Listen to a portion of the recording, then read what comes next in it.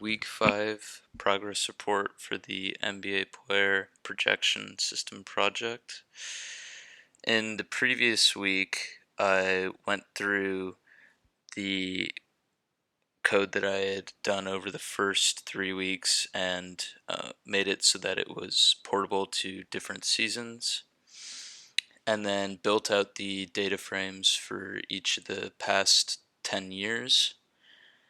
And then I additionally made it so that you could input a player and then get the clusterings for that player, and then also get the um, veterans within the clusters that you use to project the player, as well as their stats.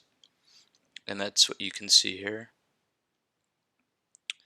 And then I did some cleansing of the data frames and use these two functions to find the best and worst players according to the PER stat to project the top and bottom um, projections for the player.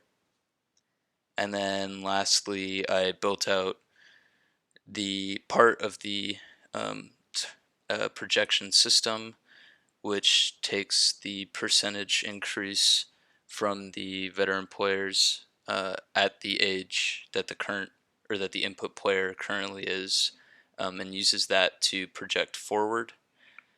What I'm going to do over the next week is finish out this projection function, and then go back to the k nearest neighbors algorithm and try to incorporate that, because I was having issues debugging the model. And then additionally, I'm going to create output statements and graphing for the uh, output of the player projections, both best and worst, and then look also at creating an average projection that kind of fits in the middle.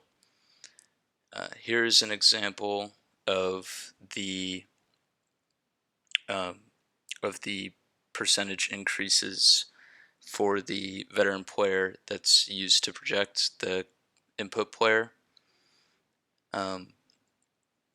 What's going to be blocking me over the next week mainly is just the debugging of the k nearest neighbors model, as well as the debugging of the projection system, because they're inherently going to be bugs with projecting based on percentage increases.